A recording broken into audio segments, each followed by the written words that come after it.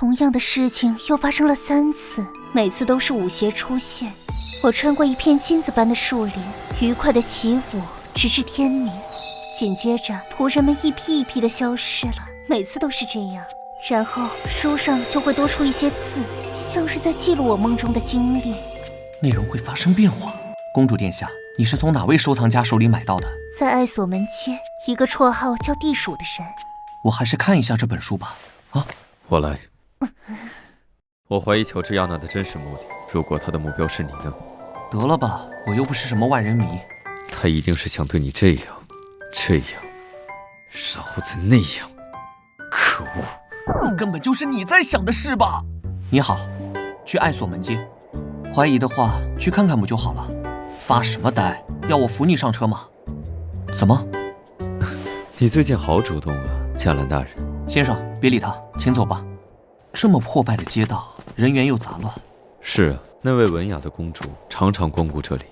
122号，我们到了。哦，怎么了？怎么了？这里还卖钓竿？钓线是马鬃做的，鱼竿上的标牌是已经停产的牌子。这个钓竿有一定年代了。什么？现在是该办正事的时候。老板，橱窗里的鱼竿打包送到布里街。我都说了，现在还有更重要的事。你好，请问是地鼠先生吗？我们通过朋友介绍找到了这里，我对你们这里出售的古董书籍很有兴趣。你什么时候？趁你转身出店门的时候，我就和那个地瓜说了，他叫做地鼠。你这里所有这样的鱼竿都打包送到我说的地址去。虽然嘴上说不要，实际上很喜欢吧？才没有呢，一点也没有。可惜今天毫无收获。这些东西不知道转了几手，找不到最初的卖家也是预料之中的事。还损失了一笔钱。愧疚的话，就亲我一口作为补偿啊。你少油嘴滑舌了。难道你这几天还没？接着说呀，干嘛停下来？你这样红着脸，让人更想去欺负了。你，在写什么？那本书的目录我都背下来了。怪不得会让乔治亚娜念念不忘呢，这么聪明的加兰大人。如果你这么闲，就去把你的猫抓坏的窗帘补一下。买一个新的不行吗？不，我就要原来的。看起来只是个普通的童话书目录。我记得第4章的字迹颜色比别的章节新很多。那本书后面多出来的内容与公主的梦是同步的。穿过一片金子做的树林，去和王子跳舞。这本书希望高贵的公主成为自己的主角。这书的眼光还真差。这不是问题所在吧？波尔金家族的血管里除了血液外，还流淌着一些傲慢、偏执和疯狂。乔治亚娜的话有撒谎的可能性，你不能100%把她的话当真。对了，你听说过厄菲阿尔特吗？那个我只在资料中见过，长着8个脸、鸟翼的，可以让人在睡梦中窒息而死的妖怪。那只是传统资料上的内容，实际上是让人在梦淫的快乐中死去。或许这本书也是类似的情况。你怎么总是知道这些奇奇怪怪的事？按照公主的说法，在她身边的仆人都被这本书吞噬了。可是这是她编织梦境的力量来源吧？当务之急，我们得从中找到解决问题的办法才行。你想跟着她进入书里去？目前看来也没有别的办法了吧？可是这也太猛。反正你也会和我一起去的，你有什么好担心的？你可是我的……什么？收拾收拾，明天出发吧。哼，迟早要你亲口对我说出来。因为那个鞋子出现的时间是随机的，我们得一直看着你。你们打算和我一起进去，我倒是没什么意见。但是如果你们和那些仆人一样一起消失呢？这就不是你需要操心的范围了。好凶！你就不能温柔点吗？他还是个孩子。你没看到他光打雷不下雨吗？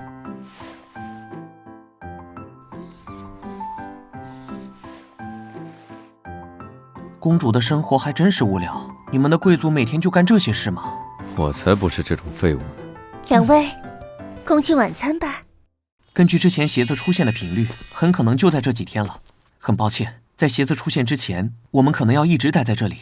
这也是我乐意的事，我很开心能和加兰先生待在一起呢。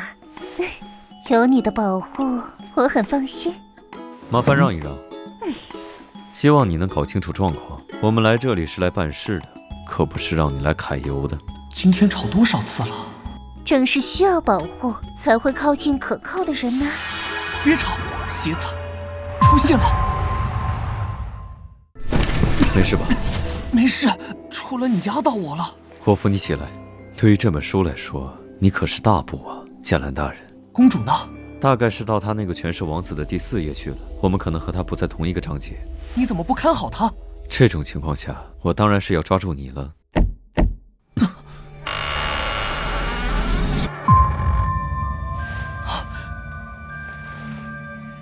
在这里呀，和我来，我亲爱的孩子。孩子是对着黑泽尔说的。我先和他出去，你在这里等我，别乱跑。我亲爱的孩子，我知道你喜欢那条漂亮的围裙。如果不按剧情来，一点也不喜欢。我亲爱的孩子，看样子不顺这个故事的剧情演下去，他就会一直这么重复说下去。没错。听好了，今天深夜我会拿着斧头把他的头砍下来。你睡觉的时候往里缩，然后把他往外推。好，好，好。能听到他们的谈话。我们现在是在挚爱罗兰的章节里。邪恶的继母女巫和她的亲生女儿，为了得到妓女手中的围裙，商量半夜害死妓女的计划。善良的妓女偷听到了他们的谈话，她把坏女儿推到床边，继母砍下了自己亲生女儿的头颅。现在我是故事中拥有围裙的善良女儿，黑泽尔则是那个和继母商量杀我的坏女儿。这本书是故意的吧？他为了让我们自相残杀。早出来了，不是说在这里好好待着吗？我们必须沿着故事的走向，不然故事就会一直重复进行。按现在的剧情，他想让我们自相残杀，我们要找到解决的方法。一个围裙，也许就和那个鞋子一样，是展开故事的关键。难道是要你穿上它吗？一定还有别的线索。如果能遇到被困者，救出他们的话更好。果然，这里有很多前辈。我要去斯诺斯一趟，大概要1周的时间。其他成员的安排呢？大部分都在任务中。尼尔呢？他还在资料库整理资料。我听说副队收到了公主的邀请。副队他们早上报备后已经过去了。那个任务，他们2个人就去了。副队说可以解决。算了，这也是他的一贯风格。如果他们3天还没有消息，就派更多的人过去支援。是。夜深了，夜深了。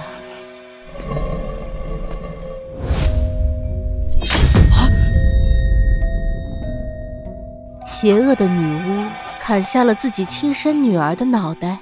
天空的字又出现了。这里的一切撕开都是纸做的。我们用床单包裹住了人类的骷髅，滴了几滴自己的血，蒙混了过去。这本书也太不严谨了。可这样也算顺应了这本书的意愿，按照他所希望的剧情走下去。我想想后续。女孩从床上爬起来，去找她的爱人罗兰。女孩把事情的经过告诉罗兰，求助于他。罗兰给爱人出主意，你要把女巫那个魔杖拿过来，不然她会用魔法追我们。我们就先去找罗兰，再寻找破坏剧情的机会。说话归说话，手为什么要一直握着？当然是防止之前一样。那也不用这样十指相扣吧？我一扭头你就消失了。我的人呢？他来到一片沼泽地，他不想弄脏自己的鞋袜。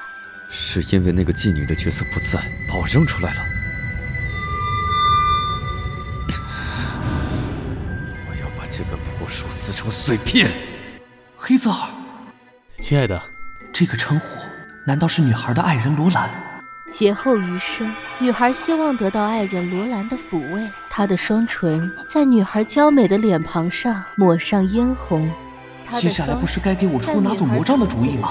怎么和原本的剧情不一样？他们交织在一起。这不是童话故事吗？怎么会有这种情节？来真的！殴打书中的角色会算破坏规则吗？会不会造成某些无法预料的后？我的爱人。这个人的脸是一层层的纸，身体好像不听使唤了。